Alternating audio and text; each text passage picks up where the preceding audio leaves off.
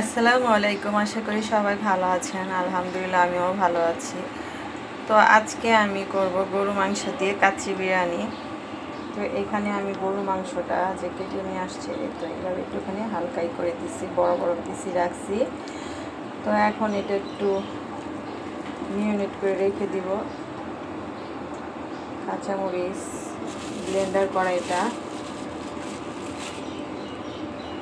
এখানে জায়ফল, জয়ত্রী, তারপরে হচ্ছে পোস্তদানা আর কি, সব মশলাগুলো এখানে একসাথে বেটে নিছি।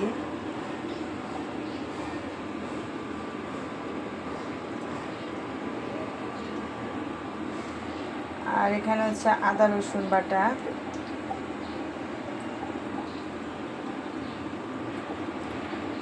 আর একটা লেবুর রস এভাবে চিপে দিয়ে নিব। টক দইটা আমি দিব আর কি পরে, আগে লেবুর রসটা দিয়ে।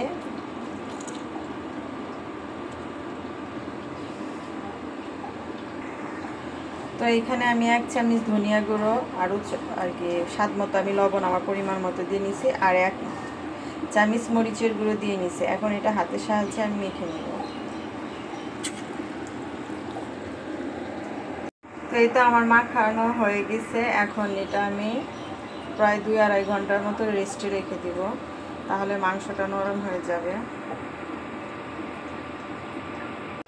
তো এই পাশ থেকে আমি টিকাগুলি ভেজে নিব। মাংসটা ম্যারিনেট হতে হতে প্রায় 1 ঘন্টা হয়ে গেছে।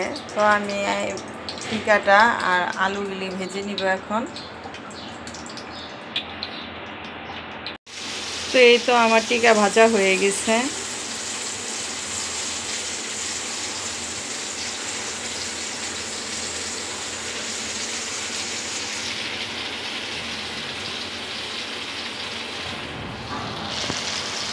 তো আমি একই তেলের ভিতরে আর কি আলুটা ভাজার জন্য দিয়ে দিচ্ছি। তো আলুটা ভাজা হওয়া পর্যন্ত আর কি এটা একদম লো হিটে ভাজতে হবে, না তো ভিতরটা হবে না। তো এখন আমি আলুগুলি ভেজে নিব।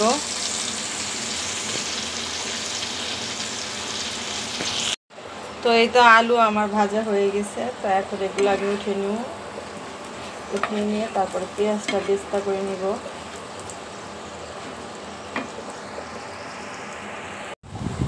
তো এই পাশে আমার পেঁয়াজের বেস্তাটাও হয়ে গেছে, এটা আমি উঠিয়ে নিব। তো এইটা মাংস কালার করে নেব।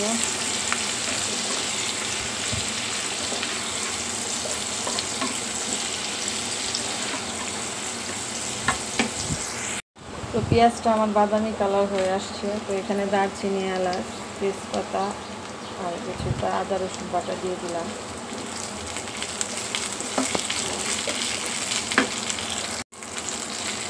তো আদাটি আমার ভালো করে কষানো হয়ে গেছে। এই দেখুন মাংসটা পানি ছেড়ে দিচ্ছে। তো এই ভিতরে আমি এখন মাংস দিয়ে দিই।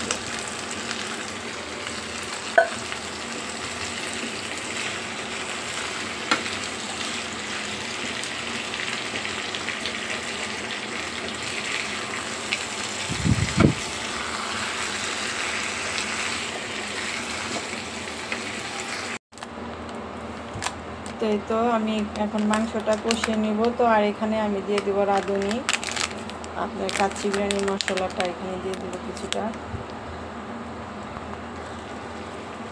তো এতে দিয়ে দিচ্ছি মশলাটা, আর এখানে দিয়ে দেবো টক দই আর টমেটো সস।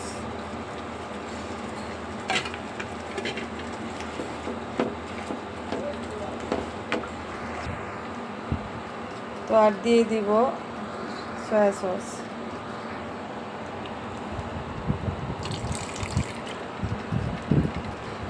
তো এখন আমি এটা ঢাকনা দিয়ে ঢেকে দিব।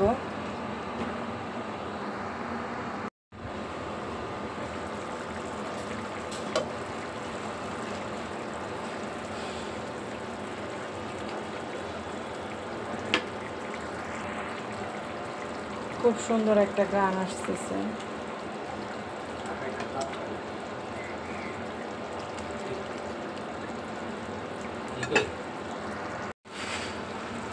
তো এই পর্যায়ে দিয়ে দিব আমি 1 চামচ ঘি, 4 চামচ দিয়ে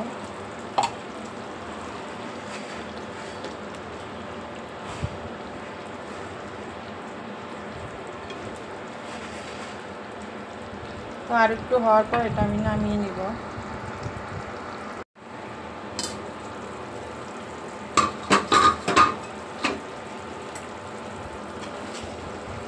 তো এই তো মাংসটা আমার হয়ে গেছে, এখন এটা আমি নামিয়ে নিব।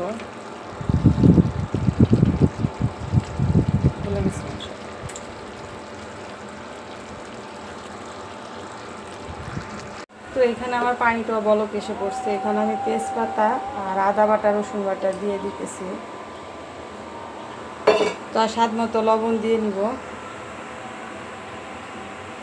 আর সামান্য পরিমাণ তেল। এখানে এখন আমি এখানে এই যে তেলটা দিয়ে দিচ্ছি দেখুন, আর লবণও দিয়ে দিচ্ছি। এখন এখানে আমি চালটা দিয়ে দিব। তো পোলার চালটা ধুয়ে আমি এই যে ভিজিয়ে রাখছিলাম প্রায় 1.5 ঘন্টার মতো। তো পানিটা ঝরিয়ে এখন এখানে দিয়ে দিব।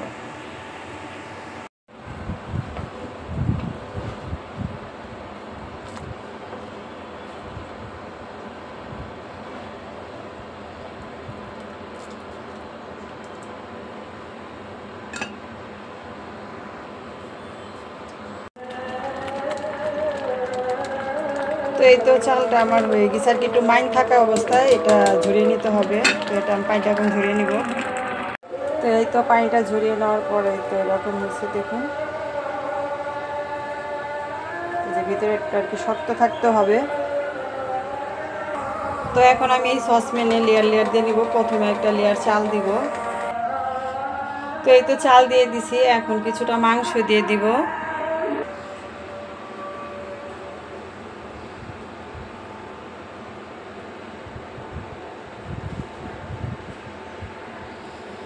দিয়ে দিলাম কিছুটা বেস্তা, বাদাম, কাজু বাদাম, কিশমিশ, আবার এক লেয়ার চাল দিব। তো এখন এখানে দিয়ে দিব মাংস, যেহেতু আমি একা আর কি এক হাতে ভিডিও করতে হয়। তো এখন আবার দিয়ে দিব মাংস, সবগুলোই দিয়ে দেবো করে। তো এক এক করে আলুগুলিও দিয়ে দিব।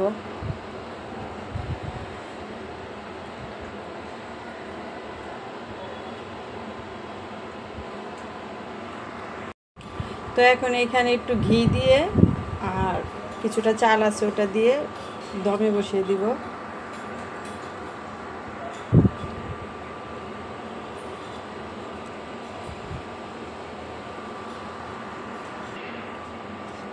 তো ঘিটি সব কিছু দেওয়া শেষ, শেষে আমি দুধ টুধ দিয়ে এখন দমে বসিয়ে দিব।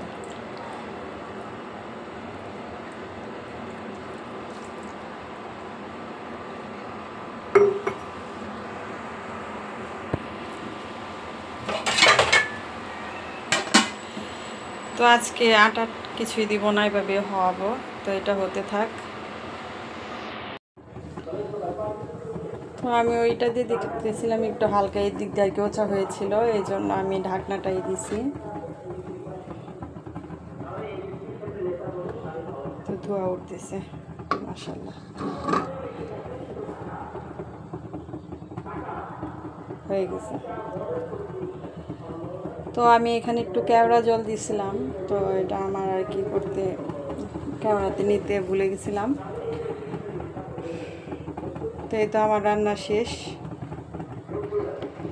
তো আমার ভিডিওটা যদি আপনাদের কাছে ভালো লেগে থাকে অবশ্যই লাইক দিবেন, শেয়ার করবেন আর কমেন্ট করে জানাবেন আমার ভিডিওটা আপনাদের কাছে কেমন লাগলো। তো আজকের ভিডিওটা আমি এখানেই শেষ করব। আল্লাহ হাফেজ।